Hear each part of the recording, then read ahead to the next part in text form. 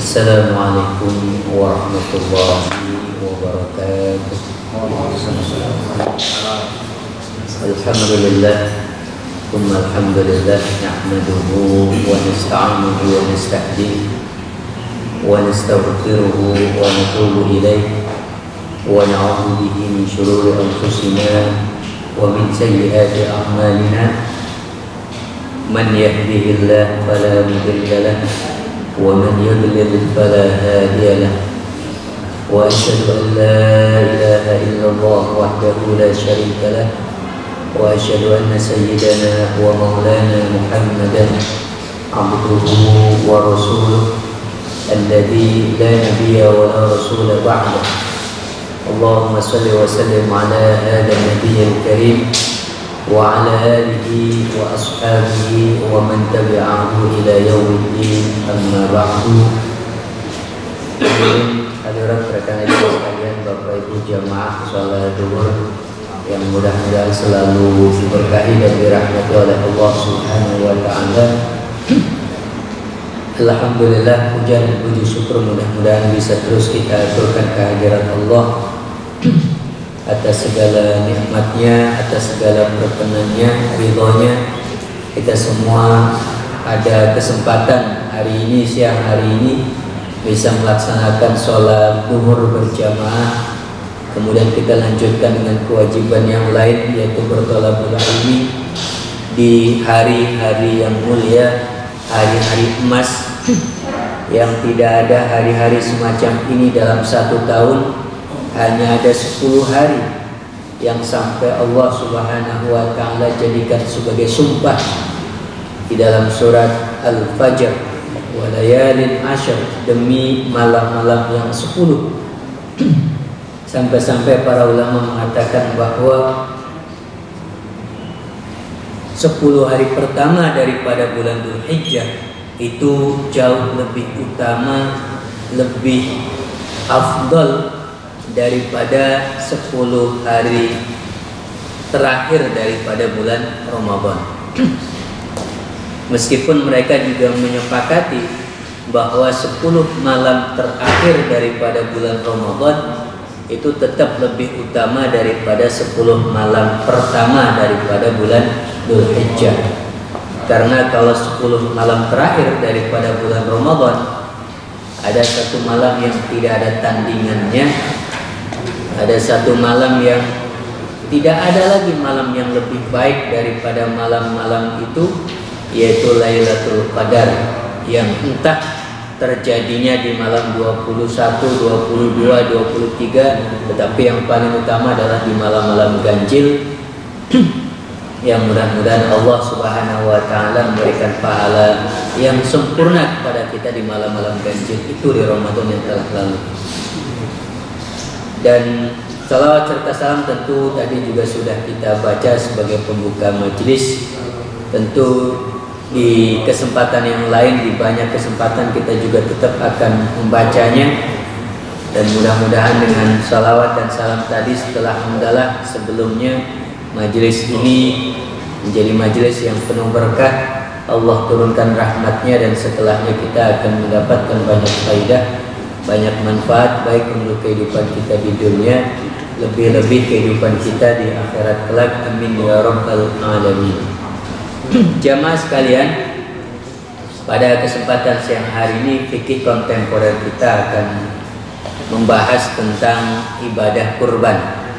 Tentu sebelum kita masuk ke kontemporernya, kita akan bicara tentang ibadah kurban dari sisi yang paling mendasar. Agar kita tahu dasarnya, baru kemudian kita mempelajari kontemporernya. Meskipun tidak terlalu rumit dibandingkan dengan kontemporer-kontemporer yang lain, tapi tetap ada beberapa hal yang harus kita ketahui. Sebelum masuk ke fikih kurban itu sendiri, baik yang klasik maupun yang kontemporer, saya ingin mengantarkan kita kepada keutamaan terlebih dahulu. Bahwa nggak bisa ya, mungkin bisa di share filenya, boleh-boleh saja sambil dibuka gitu. Keutamaan kurban ini, pertama dia adalah salah satu amalan utama di 10 hari pertama daripada bulan Dzulhijjah. Jadi kita sekarang berada di hari ketiga ya, berdasarkan ruqyah yang tidak berhasil. Artinya Dzulqa'dah diistikmal, disempurnakan 30 hari. Dzulhijjah masuk baru hari Selasa kemarin, Rabu tanggal 2, dan kita sekarang Kamis masuk tanggal 3. Maka di tanggal 3 ini kita memasuki hari ketiga 10 hari pertama bulan Dzulhijjah. Ini hari-hari yang utama, dan amalan apapun di hari-hari 10 hari pertama bulan Dzulhijjah ini, Allah memberikan pahala yang kita tidak tahu seperti apa. Yang jelas Allah mencintai amalan-amalan tersebut yang kita lakukan di 10 hari pertama bulan Dzulhijjah, dan lebih Allah cintai daripada amalan yang sama yang dilakukan di luar 10 hari pertama daripada bulan Dzulhijjah. Dalam sabdanya Rasul sallallahu alaihi wasallam mengatakan, "Ma min ayyamin al-'amal shalihu fiha ahabbu ila Allah min hadhihi al-ayyam." Tidak ada hari-hari yang amal solih di dalamnya lebih Allah cintai daripada hari-hari ini. Ya. Tidak ada. Allah lebih mencintai amalan apapun yang kita kerjakan di hari ini, tentu amal-amal yang baik, amal solih. Pahalanya luar biasa. Kita sholat berjamaah, kita puasa, kita apalagi puasanya nanti yang paling utama jangan sampai dilewatkan tanggal 9 Dzulhijjah, puasa Arafah yang pahalanya bisa menghapus dosa yang telah lalu dan dosa yang akan datang ya, setahun yang lalu, setahun yang akan datang. Kemudian selain ibadah puasa tanggal 9, hari-hari ini kalau kita mau melaksanakannya juga disunahkan melaksanakan ibadah puasa. Ibadah sholat, ada sholat khusus tanggal 10-nya, yaitu sholat hari Idul Adha, hari raya. Kemudian ada khusus ibadah kurban, ada khusus ibadah haji bagi yang melaksanakannya. Dan tidak ada hari-hari seperti 10 hari pertama bulan Dzulhijjah ini dalam satu tahun yang mampu menghimpun sebagaimana 10 hari pertama bulan Dzulhijjah. Menghimpun apa? Menghimpun ibadah-ibadah induk.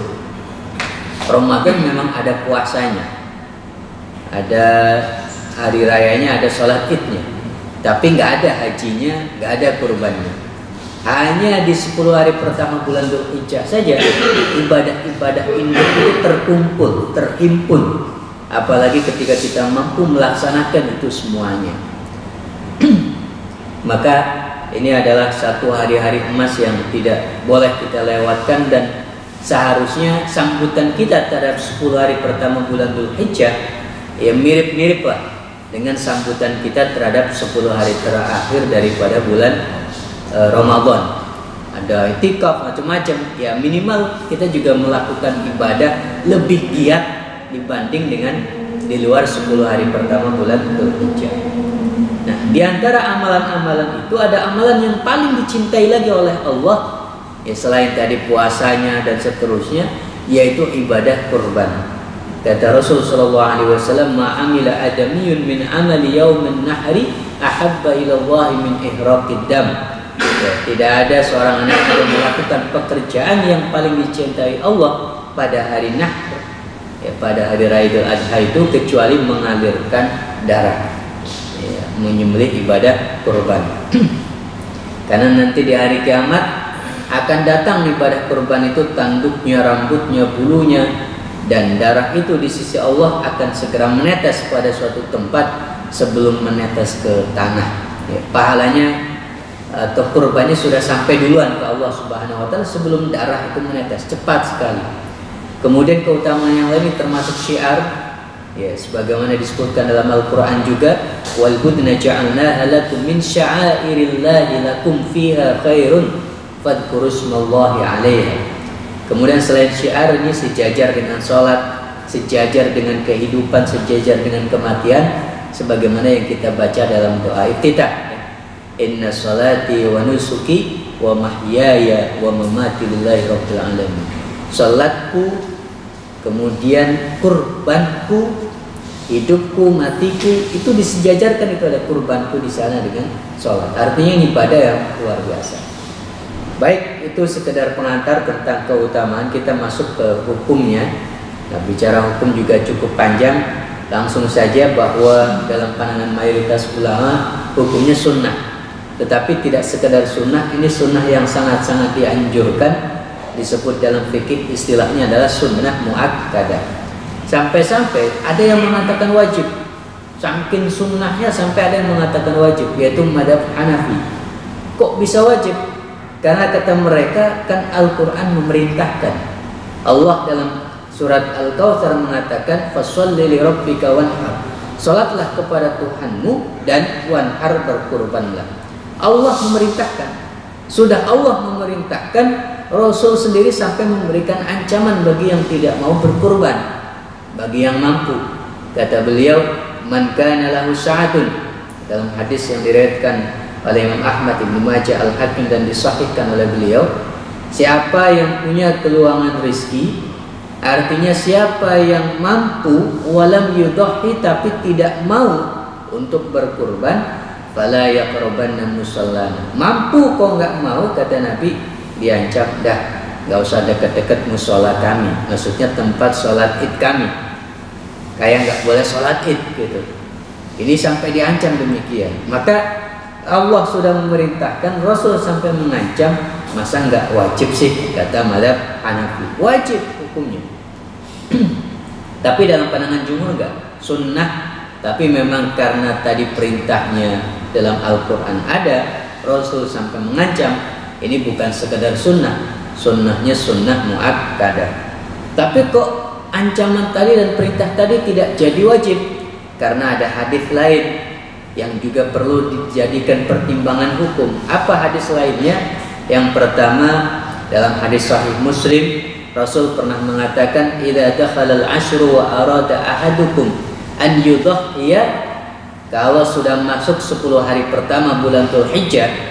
Ini hadis ini harusnya kita baca sebelum Dzulhijjah, tapi nggak apa-apa sekarang sebagai pengetahuan ya. Kalau sudah masuk 10 hari pertama bulan Dzulhijjah dan kalian mau berkurban, di antara kalian ada yang hendak berkurban, itu yang hendak berkurban fala yamassa min sya'rihi, jangan sekali-kali dia potong rambutnya, wala min basyarihi, begitu juga jangan potong kukunya sedikit pun gitu ya. Jadi jangan potong rambut, jangan potong kuku bagi yang mau berkurban. Kata para ulama mayoritas yang mengatakan sunnah, Rasul mengatakan bagi yang mau berkurban, artinya bagi yang tidak mau ya nggak apa-apa. Rasul hanya mengatakan bagi yang mau saja. Harusnya kalau memang wajib, sabdanya nggak demikian. Terus gimana? Kalau sudah masuk 10 hari pertama bulan Dzulhijjah, jangan potong rambut, jangan potong kuku. Udah, harusnya perintahnya demikian. Jangan ada embel-embel bagi yang mau berkurban. Karena ada embel-embel itu memang bagi yang mau aja. Itu hadis yang pertama, dalilnya jumhur atau mayoritas ulama. Hadis yang kedua, tegas Rasul mengatakan memang sunnah. Jadi yang mengatakan sunnah bukan para ulama saja, Rasul sendiri juga, meskipun tadi memberikan ancaman bagi yang mampu, tapi juga beliau mengatakan sunnah. Beliau dalam salah satu sabdanya, "Thalathun alayya faraid", kata beliau, ada 3 hal yang wajib nih. Cuma wajibnya alayya, bagi saya. Wa hunna lakum tatawwu, sedangkan bagi kalian 3 hal itu cuma sunnah saja. Apa 3 hal itu ya Rasulullah? Al-witru wan nahru wa sholatul duha. Witir, salat malam ya. Itu bagi Rasul sunnah aja. Salat duha bagi Rasul wajib. Salat duha bagi Rasul wajib. Begitu juga wan nahru, berkurban bagi Rasul wajib. Tapi 3 hal ini lakum tatawwu, kata Nabi, bagi kalian sunnah. Jadi yang mengatakan sunnah ya Rasul sendiri di dalam hadisnya diriwayatkan dari Imam Ahmad dan Al-Hakim ini. Ini 2 hadis itu cukup untuk menjelaskan ayat tadi dan ancaman tadi bahwa itu sunnah saja, cuma sunnahnya muakkadah. karena adanya ancaman dan perintah Al-Quran. Itu kata mayoritas ulama. Kalau belum cukup juga dengan dua hadis itu, ada praktek para sahabat, yaitu praktek tidak berkurban dari seseorang yang secara harta itu sangat mampu kalau cuma nyembelih 1 kambing, 2 kambing, bahkan banyak kambing sekalipun. Praktek siapa? Abu Bakar. Jadi dulu sahabat, Pak, itu saking melihat Rasul tiap tahun berkurban, mereka juga semangat tiap tahun berupaya untuk berkurban. Sampai ketika di 1 tahun tertentu, di antara mereka ada yang nggak sanggup, nggak mampu karena lagi nggak punya uang. Yang punya cuma punya buat beli daging misal. Akhirnya ada yang cuma beli daging doang. Ibnu Abbas beli daging, minta kepada mantan budaknya, tolong bagikan daging ini ya. Bilang, ini kurbannya Ibnu Abbas. Begitu juga Bilal misalnya pernah menyembelih ayam karena mampunya pada hari raya itu ada, dia cuma mampu menyembelih ayam. Ya, kayak mau berkurban tapi cuma ayam, dan itu tidak sah secara hukum. Daging aja juga nggak sah sebagai kurban. Tetapi daripada nggak sama sekali, minimal saya berbagi daging, minimal saya menyembelih ayam. Gitu. Itu para sahabat berupaya sedemikian rupa sampai seperti menjadi satu hal yang berat sebenarnya, tapi tetap dipaksakan. Melihat itu Abu Bakar ya menjelaskan, ini sunnah loh. Cuma dengan penjelasan, dengan lisan saja, omongan saja nggak cukup, Pak. Kata pepatah kan, lisanul hal afsah min lisanil maqal. Lisan penjelasan, lisan praktek gitu ya, itu lebih fasih daripada lisan lidah. Kalau cuma ngomong kadang-kadang belum kuat, tapi kalau diperlihatkan prakteknya seperti apa, itu jauh lebih mengena, lebih fasih. Maka kemudian kalau cuma bilang ini sunnah loh, kayaknya belum cukup. Abu Bakar sendiri praktek gak berkurban, memberikan teladan, tapi bukan teladan kurban, Pak. Sebaliknya, di zaman itu teladan yang dibutuhkan malah teladan tidak berkurban, gitu. Karena ini memang sunnah, jangan dipaksakan, gitu kata Abu Bakar. Bukan hanya setahun, tahun berikutnya kalau masih kelihatan seperti memaksakan juga, Abu Bakar lagi memberikan teladan tidak berkurban. Dan itu tidak dilakukan hanya Abu Bakar saja, Umar pun melakukan hal yang sama. Padahal beliau termasuk yang mampu, tapi melakukan seperti yang dilakukan Abu Bakar, memberikan keteladanan tidak berkurban, gitu. Kalau kita justru butuh teladan kurban hari ini, dulu yang dibutuhkan adalah teladan tidak berkurban. Tapi kalau sekarang tidak berkurban, jangan beralasan dengan alasan Abu Bakar gitu ya, kok nggak kurban, lagi memberikan teladan gitu, bahwa kurban itu sunnah atau nggak wajib, ya nggak bisa. Ya, hari ini malah kita lebih sebaliknya, gitu. Ini sekedar tambahan bahwa kurban itu sunnah, ya, sampai seperti itu di masa para sahabat. Nah, sunnahnya itu ada sunnah kifayah, ada sunnatu ain. Saya persingkat saja. Sunnah kifayah itu maksudnya bagaimana? Gampangnya kayak fardu ain, fardu kifayah. Kita biasanya kalau ditanya fardu kifayah, contohnya apa? Sholat jenazah. Sholat jenazah itu hukumnya fardu kifayah. Kalau sudah ada yang melaksanakan, maka di lingkungan sekitar itu menjadi gugur, tidak wajib semuanya melaksanakan. Cukup satu aja, selesai itu. Yang lain gugur. Yang lain tidak wajib melaksanakan sholat jenazah. Ini kifayahnya berlaku untuk lingkungan. Tapi kalau kurban, sunnah kifayahnya itu, tuntutan sunnahnya berlaku untuk keluarga, bukan lingkungan. Lebih kecil komunitasnya, komunalnya. Kalau tadi sholat jenazah fardu, ya bukan sunnah, tapi fardu kifayahnya untuk lingkungan. Ini kurban sunnah, cuma sunnah kifayah bagi keluarga. Kalau ada salah satu keluarga yang sudah melaksanakan, maka tuntutan sunnah sudah gugur bagi anggota keluarga yang lain. Kalau belum ada yang melaksanakan, belum gugur tuh keluarga tersebut dituntut untuk melaksanakan sunnah. Ya tuntutannya memang sunnah saja, tidak sampai berdosa kalau keluarga itu tidak melakukan sama sekali gitu. Tapi tuntutan sunnah ini tuntutan sunnah muakkadah. Kalau sudah ada satu yang melaksanakan, selesai. Berarti keluarga tersebut sudah melaksanakan sunnah kifayah. Terus pahalanya buat siapa? Ya yang melaksanakan saja. Hanya tuntutannya saja yang gugur bagi yang lain. Tapi kalau yang melaksanakan kurban juga meniatkan bahwa pahalanya untuk anggota keluarga semua, ya anggota keluarga juga akan mendapatkan pahalanya. Tapi yang berkurban tetap satu. Misalnya kalau cuma satu kambing ya, nggak bisa satu kambing untuk satu keluarga, itu nggak bisa. Satu kambing hanya untuk satu orang. Tapi kalau pahalanya untuk semua keluarga bisa. Karena nanti ada sunnah kayak tadi kan, nggak boleh potong kuku, nggak boleh potong rambut. Yang nggak boleh potong kuku, nggak boleh potong rambut ya yang berkurban. Siapa yang berkorban? Mungkin bapaknya, mungkin ibunya, mungkin anaknya. Atau kalau pakai sapi, anggota keluarganya ada 7, pas semuanya berkorban, ya semuanya. Tidak potong kuku, tidak potong rambut. Tapi kalau satu kambing, ya satu orang yang berkorban, dia yang tidak potong kuku, tidak potong rambut. Ini sunnah kifayah, ya, sunnah kifayah. Kalau sunnah ain, ya berlaku bagi semuanya, ya, bagi semuanya. Bagi setiap orang dituntut untuk melaksanakan sunnah ain ini, ya berapa kali dalam setahun? Ya sekali setahun, karena Idul Adha itu ya sekali setahun. Karena yang namanya kurban itu ibadah sunnah yang berulang, bukan sunnah yang hanya berlaku seumur hidup sekali. Dia beda dengan akikah. Akikah kan seumur hidup sekali. Itu pun yang melaksanakan sunnah kan bukan kita, tapi dulu pas kita bayi yang melaksanakan sunnah bapak kita gitu. Jadi sunnahnya itu bagi bapak kita, bagi seorang ayah yang anak bayinya baru lahir, di hari ke-7 disunnahkan melaksanakan akikah. Udah itu aja selesai.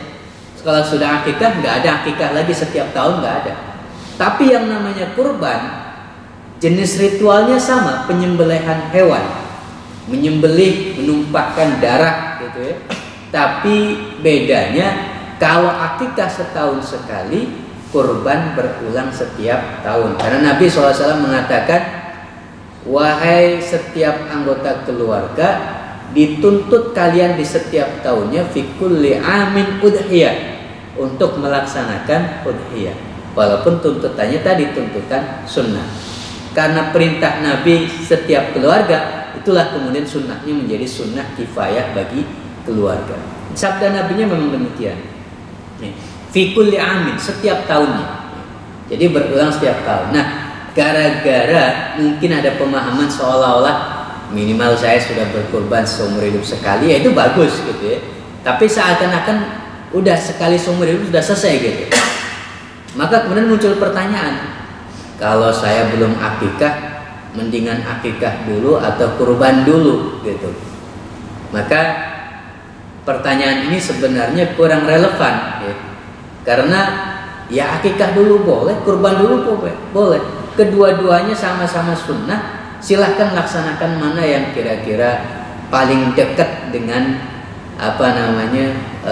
praktek harinya. Kalau sekarang sedang bicara tentang kurban, sebentar lagi 10 Dzulhijjah, ya kurban dulu. Akikah nanti bisa setelah bulan Dzulhijjah misalnya dan seterusnya. Atau akikah dulu ya silahkan, jauh sebelum bulan Dzulhijjah harusnya sudah sembelih akikah, biar tidak nanya lagi pas masuk bulan Dzulhijjah. Yang mungkin relevan itu adalah seorang ayah yang punya bayi baru lahirnya sekarang tanggal 3, misalnya punya istri HPL-nya pas tanggal 3 Dzulhijjah, lahir tanggal 3, berarti tanggal 10 7 harinya, pas hari ke-7 itu disunahkan melaksanakan akikah. Tapi juga ada kesunahan kurban. Nah, kalau orang seperti ini pantas tuh nanya, ini akikah dulu atau kurban dulu gitu. Ya, kalau mau dua-duanya itu lebih baik, akikah juga, kurban juga gitu. Nanti akikah bisa disembelih lewat panitia juga gitu ya. atau disembelih sendiri biar pembagiannya jelas juga boleh, kurban lewat panitia misalnya. Yang jelas kalau mampu dua-duanya, maka dua-duanya lakukan, itu lebih baik. Pertanyaannya kalau nggak mampu gimana dua-duanya, pengennya cuma satu aja, ya sebenarnya boleh milih juga ya. Seakikah dulu, toh nanti kurban bisa tahun depan karena kurban berulang setiap tahun. Sedangkan akikah ya cuma sekali-kalinya itu aja pas hari ke-7. Habis itu nggak ada akikah lagi. Jadi nggak akan nanya-nanya lagi di setiap hari raya Idul Adha sudah akikah gitu. Tinggal kurbannya setiap tahun. Tapi kalau mau kurban dulu gimana? Ya boleh-boleh juga kurban dulu. Akikah nggak harus hari ke-7, hari ke-14 boleh, hari ke-21 boleh. Bahkan tetap sunnah meskipun kesunahannya semakin berkurang gitu ya.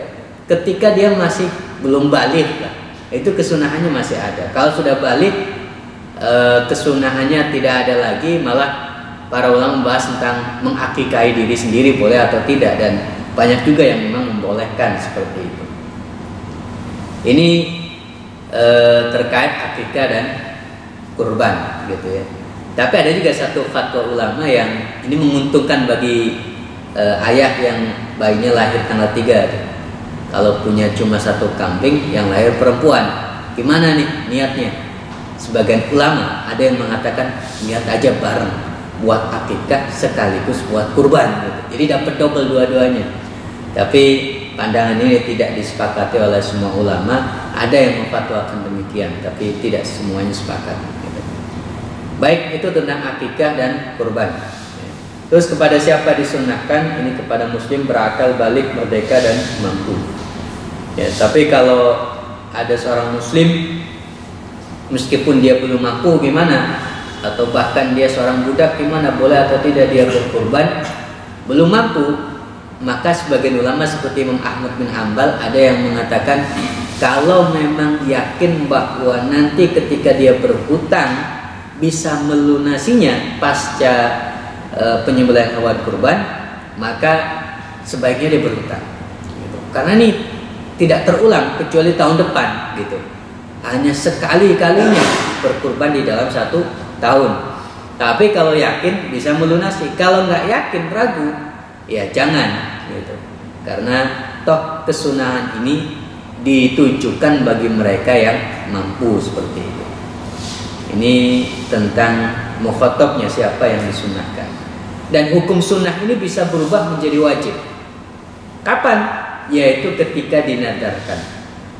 Ya, ketika dinadarkan, misalnya saya kalau lulus kuliah dengan IPK sekian, atau kalau saya diterima kerja atau apapun, nanti bulan Dzulhijjah tahun ini saya berkorban. Ternyata beneran terkabul, maka kurban Dzulhijjah tahun ini bagi dia menjadi wajib sebab nadar. Karena itu kurban wajib, bukan lagi kurban sunnah, sudah berubah sunnah jadi wajib, maka yang wajib ini kurbannya memiliki konsekuensi yang berbeda dengan kurban sunnah. Apa konsekuensi yang berbeda itu?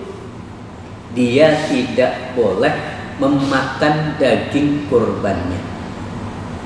Kalau kurban sunnah, malah sunnahnya dia ikut makan. Ambil sepertiga buat dia, sepertiga buat disedekahkan, sepertiga buat dihadiahkan. Tapi kalau kurbannya wajib, itu harus diberikan semua.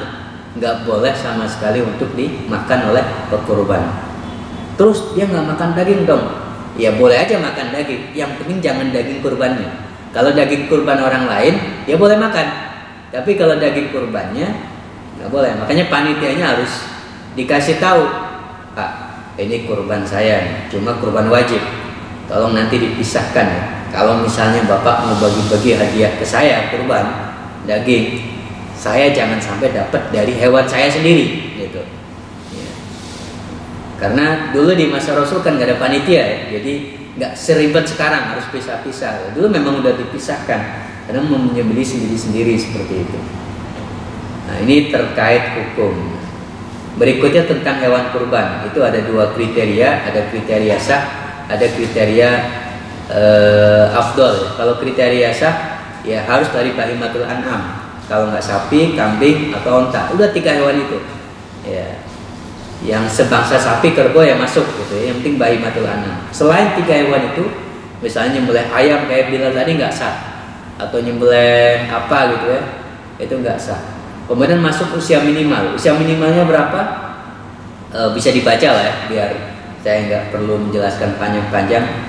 Yang penting ini kita harus tahu usia minimal, dan para penjual kambing yang paling utama juga harus tahu.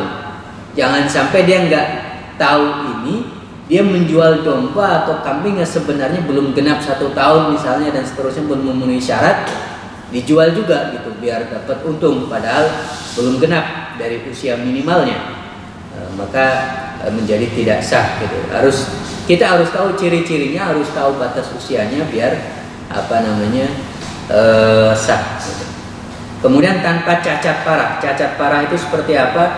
Misalnya pincang gitu ya, atau matanya buta sebelah, atau telinganya ada yang robek sebelah. Kalau sekedar tidak ada tanduknya, para ulama mengatakan masih sah, nggak ada masalah gitu ya. Kemudian milik sendiri ya.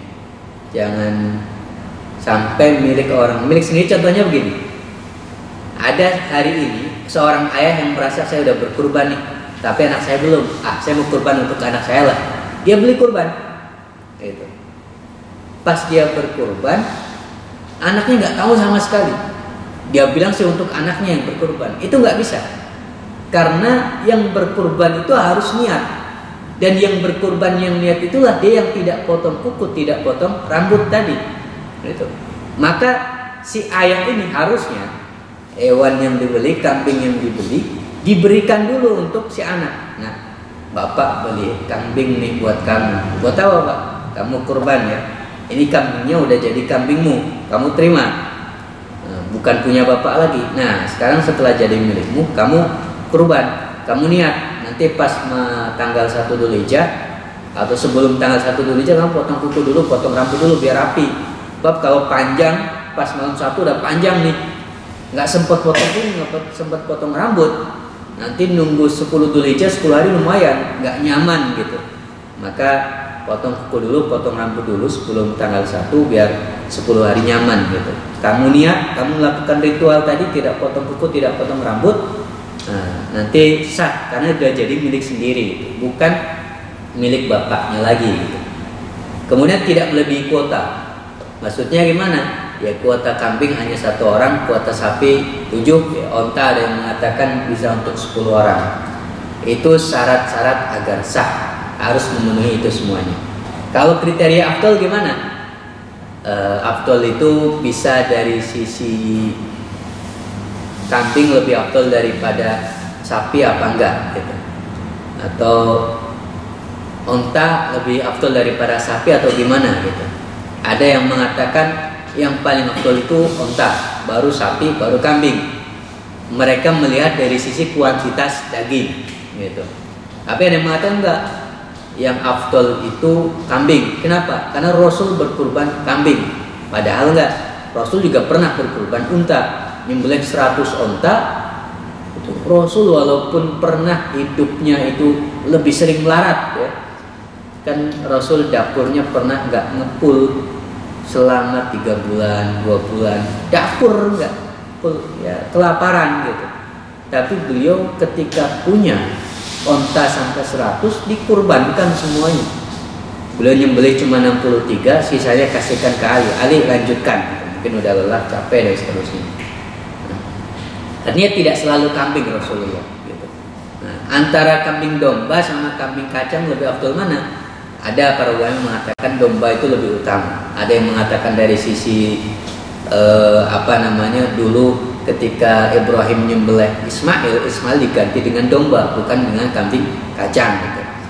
Ada dari sisi ritual, ada juga yang mengatakan dari sisi dagingnya lebih enak dan macam-macam. Tapi itu semuanya dari sisi afdoliyah. Nah, yang lebih afdol lagi kalau bicara kambing itu yang warnanya putih, yang ada hitam-hitamnya dikit gitu. Nah, tapi kan nyari yang seperti itu nggak mudah gitu ya. Ya minimal udah memenuhi kriteria sah juga udah bagus gitu. Itu kriteria afdoliyah. Dari jenis hewannya, jenis warna hewan dan jenis kelamin. Jantan memang lebih utama. Tapi kalau nggak ada jantan, betina juga boleh dan sah-sah saja. Memang betina itu jarang yang jual, tapi ada juga. Dan kalau kita pengen kurban yang minimalis lah, nggak bisa kurban nih yang jantan mahal-mahal, yang betina biasanya lebih murah, udah beli betina aja. Dan kalau mau minimalis lagi, belinya pas tanggal 13 Dzulhijjah, kan udah nggak laku tuh. Wah, ini tinggal sisa-sisanya udah nggak laku, mau dibawa pulang lagi ke kampung, bilang aja daripada dibawa pulang, jual aja nih betina, kan murah kan. Nah, dimurahin lagi karena itu dari terakhir gitu. Sembelih pas di asar tanggal 13 Dzulhijjah, masih sah itu. Kalau bagi-bagi kan nggak harus di hari tasyrik, bagi-bagi bisa di hari-hari berikutnya, dimakan sendiri sebagian, bagi-bagi ke tetangga di hari tanggal 14, 15 juga boleh gitu. Yang penting penyembelihannya itu maksimal di hari tasyrik ya, tanggal 13 Dzulhijjah gitu. Jadi betina boleh. Itu kriteria afdaliyah. Baik, kita masuk ke fikih kontemporer. Nah, karena dulu nggak ada panitia, maka panitia ini termasuk bagian kontemporer, nanti tentang distribusi juga, kemudian penyembelihan dengan mesin, menyaksikan via video dan seterusnya sebagaimana yang di request ya, saya tulis di sini. Kemudian tentang kurban di hari Arafah. Tentang panitia kurban, maka panitia itu bukan amil ya, beda dengan zakat. Bahkan zakat pun kalau itu panitia yang dibentuk setiap Ramadan itu yang insiden, itu pun bukan amil. Apalagi panitia kurban itu sama sekali bukan amil. Karena ada yang kadang-kadang merasa amil sehingga merasa berhak untuk dapat daging gitu, padahal tidak. Terus kalau bukan amil apa? Panitia cuma wakil. Kalau memang ada semacam akad gitu ya, yang kadang-kadang akad ini tidak secara langsung disebutkan bahwa saya menyembelih lewat panitia. Panitia yang untuk menyembelih sudah memberikan rambu-rambu bahwa kalau disembelih di sini biasanya seperti ini, seperti ini, seperti ini, seperti ini. Nah, yang menyerahkan hewan kurban juga sudah tahu itu semuanya, setuju, sepakat dengan itu semuanya. Ya udah, berarti para panitia ini adalah wakil daripada pekurban gitu. Terus kalau wakil gimana? Ya wakil boleh minta upah gitu ya. Misalnya karena engkau mengkurbankan hewanmu di sini, kami minta setiap panitia ini nanti dapat upah. Ya satu kambing kasihlah 200.000 misalnya, 300.000 atau berapa sebagai upah untuk panitia, dikumpulkan nanti bagi-bagi kepada seluruh panitia. Boleh, boleh. Wakil bil ujroh kalau dalam bahasa al-wakalatu bil ujroh, bahasa muamalahnya. Wakil yang minta upah, boleh-boleh sekali. Tidak ada masalah dengan itu. Yang penting, ya, upah itu jangan sampai berasal dari daging kurban. Nah, ini yang tidak diperbolehkan. Dah panitia mah nggak usah dikasih upah, kasih aja daging kurban. Bahasanya kasih aja daging kurban, tapi seperti menjadi pengganti upah. Maka yang seperti ini ya, tidak diperbolehkan. Karena kalau seperti menjadi pengganti upah, maka kurban yang tadinya sudah diserahkan, dipersembahkan untuk Allah Subhanahu wa Ta'ala semuanya, ada yang kita ambil manfaatnya kembali untuk dijadikan sebagai upah. Kalau udah jadi milik Allah tuh, tapi kita ambil kembali seolah-olah jadi milik kita untuk dijadikan sebagai upah kepada para panitia. Atau ada lagi yang kadang-kadang tukang sembelihnya, ya, tukang jagalnya biasanya dikasih kepala gitu. Nah itu tukang jagal nggak usah dikasih upah, kasih aja kepalanya. Nah nggak usah dikasih upah, tapi kasih aja kepalanya. Ini seperti menjadi pengganti upah juga. Nah dari itu nggak boleh, kecuali kalau ini upahnya saya kasih nih tukang jagalnya, panitia juga saya kasih upahnya gitu. Cuma tetap kepala juga saya kasih buat tukang jagal, bukan sebagai pengganti upah. Atau upah udah dikasih gitu, tapi ini sebagai hadiah dari para pekurban, dihadiahkan kepada yang menyembelih gitu. Kalau sebagai hadiah boleh gitu. Yang penting jangan dijadikan sebagai upah gitu. Atau ada lagi dapat panitia, dapat kurban, dapat daging tapi dalam bentuk sudah matang nih. Biasanya makan-makan bareng gitu ya, acara udah selesai, pagi-pagi udah ada yang disembelih, sekalian ada yang masak, pas duhur waktunya istirahat siang sebelum melanjutkan makan dulu, makanya pakai daging kurban. Boleh nggak? Bisa juga diperbolehkan, tapi dengan catatan itu bukan upah gitu. Kenapa? Upahnya ada sendiri, sedangkan ini adalah hadiah daripada para pekurban, bukan sebagai upah, ya hadiah saja gitu, bukan karena dia jadi panitia atau apa. Ya udah, ini hadiah buat panitia gitu.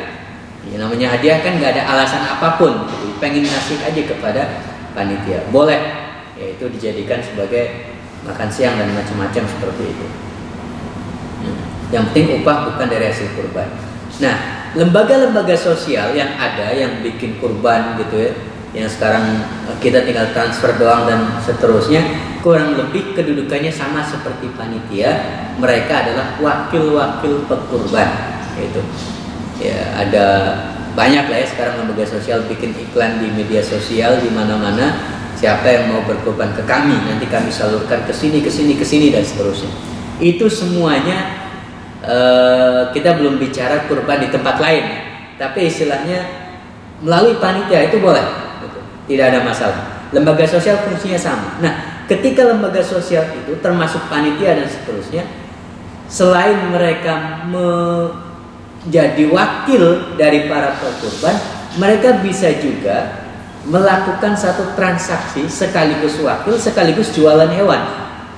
Misalnya panitianya ngumpulin daging dari berbagai tempat, jadi ada orang yang mau berkurban, selain menyerahkan hewan kurbannya kepada panitia, ada juga yang datang nggak bawa hewan kurban, bawa uang. Panitia, ini saya punya uang sekian, kira-kira kurban yang bagus hewan yang mana nih? Panitia jualan. Nah, panitia jualan boleh ambil untung, gitu ya. Jadi dia sekaligus jualan, sekaligus nanti kurbannya diserahkan kepada dia, gitu. Boleh ambil untung, boleh sebagai panitia sekaligus, gitu. Yang penting harus dipetakan kapan dia sebagai penjual, kapan dia sebagai wakil pekurban, seperti itu. Karena boleh jualan, seperti yang ditanyakan gitu ya, ada cashback kurban dan seterusnya, bagaimana? Ya boleh-boleh saja gitu ya, karena itu semacam iklan atau semacam promosi agar orang pada mau berkurban di sana dan seterusnya, kemudian dikasih semacam hadiah gitu, yang berkurban ke kami saya kasih hadiah, ya nggak apa-apa cashback seperti itu. Yang terpenting ya kemungkinan untuk terjadi riba dan seterusnya nggak ada ya, karena nggak ada utang piutang, nggak ada transaksi yang sifatnya menimbulkan riba seperti itu, nggak ada. Jadi cashbacknya nggak ada masalah kalau dilakukan baik oleh panitia ataupun oleh lembaga-lembaga sosial yang mengadakan kurban online, katakanlah seperti itu. Ini tentang kepanitiaan kurban. Kemudian sekarang tentang distribusi hasil kurban. Saya persingkat.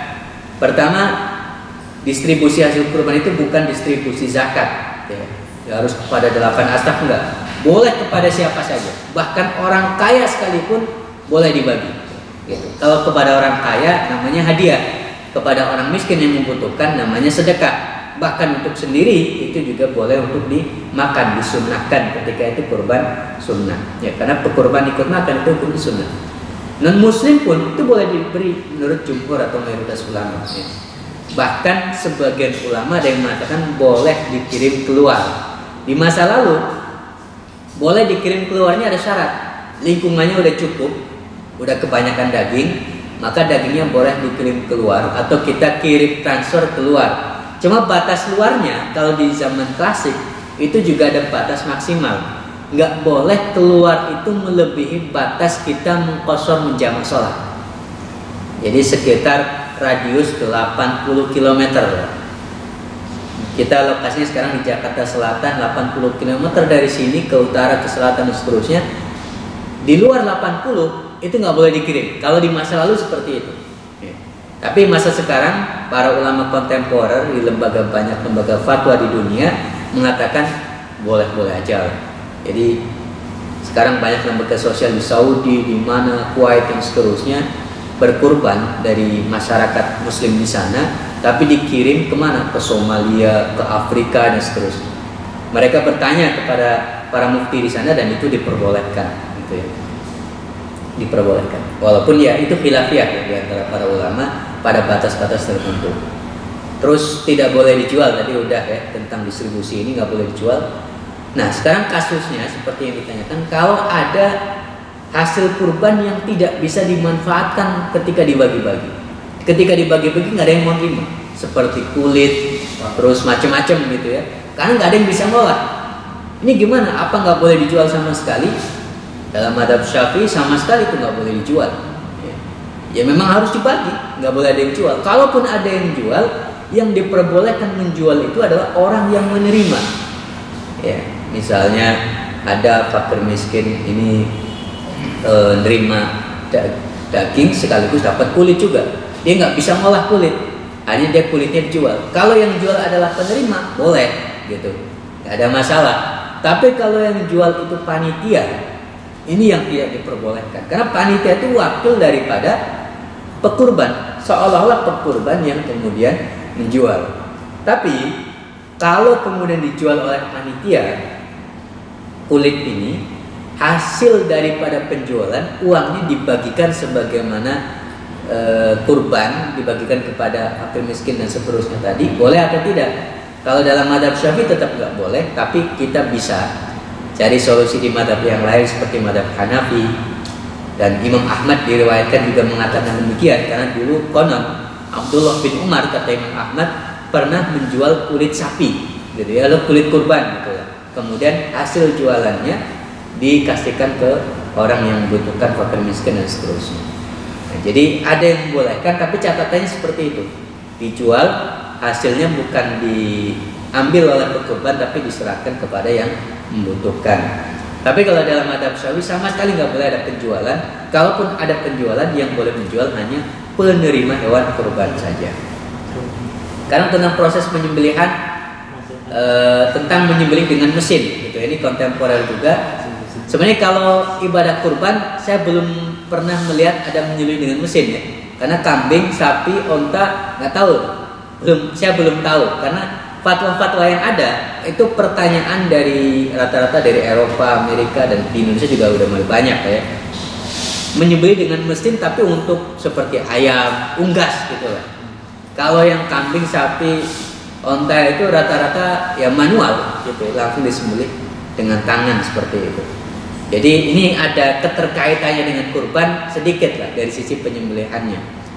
Kalau dengan mesin bagaimana? Ya boleh saja menurut fatwa lembaga-lembaga fatwa kontemporer hari ini, tapi dengan syarat, meskipun ada ikhtilaf di dalamnya. Yang pertama, operatornya harus muslim, gitu.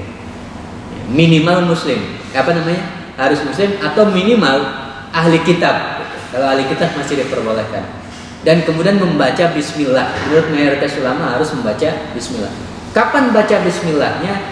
Pada saat yang menekan tombol mesinnya gitu, ketika mau menjalankannya.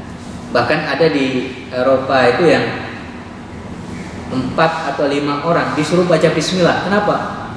Ya, ayam yang masuk itu jumlahnya ribuan, 1000 misalnya. Jadi takutnya nggak dapat bismillah semua. Ada 4 atau 5 orang yang tugasnya mau baca bismillah aja, bismillah.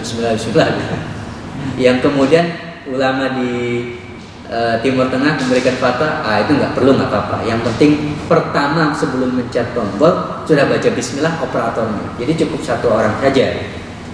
Tapi karena bismillah tidak bisa dilakukan di setiap hewan, tetap saja ada ulama yang mengatakan jangan pakai mesin. Itu nggak setiap ayamnya pakai bismillah gitu. Karena bismillah harus setiap ayam. Itu sebagian ulama. Tapi mayoritas ulama kontemporer tetap membolehkan. Lembaga Akademi Fikih Islam Internasional juga sama membolehkan dan seterusnya. Kemudian yang kedua, ketika masuk mesin itu tidak boleh diawali dengan disetrum terlebih dahulu, karena ada kejadiannya gitu ya. Biar nurut atau bagaimana seperti itu, ada setrum terlebih dahulu kemudian baru disembelih seperti itu. Nah, itu tidak boleh. Dan yang ketiga, harus memenuhi syarat minimal potong. Syarat minimal potong itu bagaimana? Ya, minimal dari 4 saluran yang ada di leher, itu ada yang mengatakan 2 itu harus terpotong. Jadi ada wadajan, 2 urat apa namanya, ada pembuluh nadi, arteri gitu, vena gitu ya, mulut vena, kemudian kerongkongan tenggorokan, jalur makanan, jalur pernapasan gitu kan. Dua pembuluh nadi sama jalur pernapasan, jalur makanan itu, dari 4 itu minimal 2 itu terpotong gitu. Kalau 2 ada yang terpotong udah sah penyembelihannya gitu. Nah, jadi ketika memenuhi syarat ini semuanya, meskipun dengan mesin, sah penyembelihannya. Tapi ini terjadi untuk ayam ya. Saya nggak tahu untuk yang selain unggas itu apakah ada yang mesin juga atau tidak, onta, sapi misalnya dan seterusnya. Nah, sekarang proses penyembelihan tidak disaksikan oleh pekurban. Ya, misalnya tadi yang cuma transfer doang ya, di daerah-daerah terpencil, akhirnya dia nggak bisa menyaksikan sendiri. Sudahlah nggak menyembelih sendiri, nggak dapat sunnah itu, nggak menyaksikan pula. Tapi sekarang dengan adanya video boleh disaksikan pakai video, ya boleh-boleh saja sih. Toh nggak menyaksikan juga nggak berdosa gitu. Cuma masalahnya lebih afdal mana? Ya tentu lebih afdal ketika kita menghadiri langsung penyembelihan itu ya, daripada melalui video gitu. Karena yang paling utama adalah di tempat kita berada, kita menyembelih, kita sendiri yang melakukan, atau minimal orang lain yang melakukan, kita menyaksikan penyembelihan sapi kita, kambing kita gitu. Ini minimal. Tapi kalau nggak bisa ya video ya nggak apa-apa gitu. Cuma kurang afdal saja dibanding dengan yang langsung. Nah, sekarang yang lagi viral gitu ya tentang kurban di hari Arafah. Ini sekedar pintu masuknya aja. Pertanyaannya bukan tentang kurban di hari Arafah, tapi puasa Arafah ini karena wukuf atau karena tanggal 9 Dzulhijjah itu. Tapi karena kita bicara kurbannya, ya temanya seakan-akan kurban di hari Arafah. Maka jawabannya adalah kurban di Arafah tentu tidak sah ya. Kurban harus tanggal 10 atau 11, 12, 13. Hari 9 itu belum sah. Tapi sah jika meyakini itu Idul Adha. Misalnya hari ini kita kan berbeda antara pemerintah dengan Muhammadiyah. Muhammadiyah mengatakan tanggal 28 itu sudah Idul Adha. 27 Juni berarti sudah hari Arafah. Menurut mereka itu hari Arafah. Mereka kemudian puasa tanggal 27 itu 28-nya itu Arafah bagi banyak orang di Indonesia, tapi hari Idul Adha bagi warga Muhammadiyah. Maka mereka meyakini Idul Adha ya sah-sah saja dalam pandangan mereka gitu. Yang penting meyakini itu Idul Adha. Tapi lebih baik ditunda untuk mereka. Kenapa? Biar bersamaan dengan yang lain, toh kan masih boleh tanggal 11, 12, 13. Biar bareng sama yang lain, sholatnya mungkin duluan, tapi menyembelihnya bisa bareng sama masyarakat yang lain. Ya untuk persatuan saja gitu. Tapi boleh-boleh saja kalau mau menyembelih duluan gitu ya. Dan sah, yang penting meyakini itu hari Idul Adha. Itu kurbannya. Nah, sekarang kalau puasanya bagaimana? Puasa Arafah itu terkait hari 9 Dzulhijjah atau terkait wukuf di Arafah? Maka jawabannya adalah memang ada khilafiyah di antara para ulama. Ada yang mengatakan puasa Arafah terkait wukuf. Masa puasa orang kemarin udah wukuf kok kita baru puasa besoknya gitu. Tapi banyak yang mengatakan bahwa puasa Arafah itu tentang tanggal 9 Dzulhijjah. Dan tanggal 9 Dzulhijjah itu bisa berbeda-beda antara satu daerah dengan daerah yang lain. Tahun ini sama seperti tahun sebelumnya, atau sama seperti Idul Fitri kemarin, Saudi duluan beridul Adha daripada Indonesia, pemerintah khususnya ya. Prosesnya sama karena ru'yah. Kalau Muhammadiyah Idul Adhanya bareng dengan Saudi bukan karena ru'yah, karena hisab. Saudi sama-sama ru'yah dengan Indonesia yang ru'yah, tapi kesimpulannya berbeda. Kenapa? Pada saat bulan itu lewat di Indonesia, posisinya masih kecil ya, karena kita kan lebih timur ya daripada Arab. Karena posisinya masih kecil, kita nggak mampu melihat, masih sedikit sekali itu, belum tinggi-tinggi amat, masih rendah gitu. Kemudian kita terus berjalan, buminya berputar, pas nyampe Saudi itu bulan udah gede ya, udah gede. Karena udah gede ya sangat mungkin untuk dilihat di Saudi. Maka Saudi memutuskan Idul Adha-nya tanggal 28 Juni. Berarti haji yang melaksanakan ibadah haji akan wukuf di Arafah tanggal 27 Juni. Kita Arafahnya itu tanggal 28, beda hari.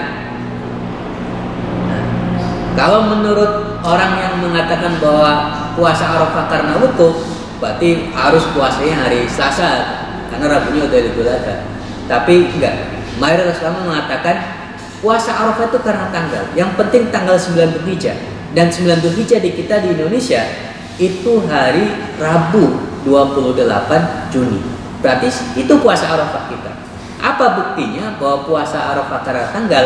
Yang pertama, secara geografis tidak mungkin semua orang itu di dunia ini bisa bertepatan puasa Arafahnya dengan wukuf Arafahnya orang-orang yang ada di Arafah, haji di Arafah. Kan nggak mungkin. Pasti ketika ada wukuf di Arafah, dan wukufnya kan terjadi dari 12 siang tanggal 9 Arafah itu terus berlanjut sampai malam Idul Fitri, Idul Adha juga masih diperbolehkan. Artinya terbatas pada jam itu saja. Yang pada jam itu ketika terjadi wukuf di belahan dunia lain, itu ada orang yang belum bisa berpuasa. Mungkin karena malam, karena macam-macam gitu. Kan bumi ini bulat gitu ya. Kecuali kalau yang tahu, yang meyakini bumi itu datar gitu. Nah, karena bumi ini bulat, mereka yang lagi wukuf nggak mungkin bisa berbarengan dengan orang yang tidak bisa puasa pada saat itu juga. Bahkan yang sama-sama tanggal 27-nya Arafah pun itu belum tentu bertepatan sekali. Misalnya Muhammadiyah ini tanggal 27 Arafah, pagi dia udah mulai puasa subuh tuh. Tapi Saudi belum ada yang wukuf. Kenapa? Mereka belum siang, masih malam kan Saudi. Karena masih berjalan gitu. Baru kemudian 5 jam berikutnya mereka mulai pagi itu. Tapi kan belum wukuf juga. Wukuf itu baru dimulai 12 siang tanggal 9 Dzulhijjah.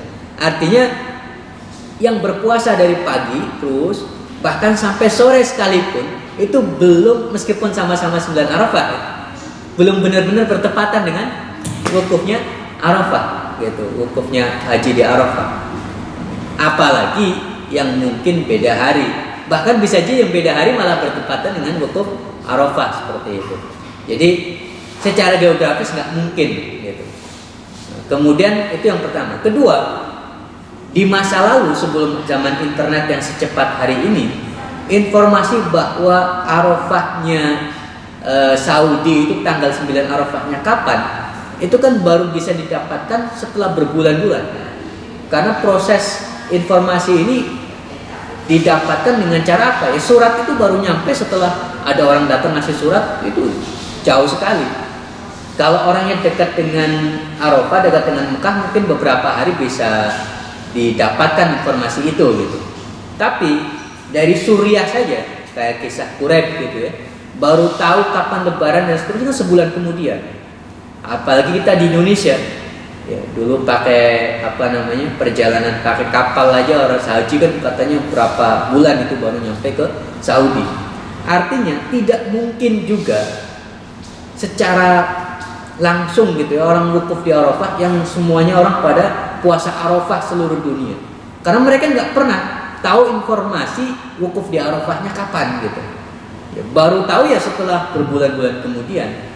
Maka tidak mungkin juga.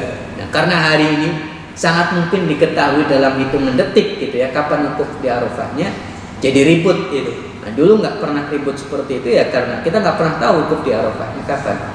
Kemudian yang ketiga, Rasul SAW itu sudah puasa Arafah sebelum adanya haji. Haji itu kan terjadi tahun 910 Hijriah ya.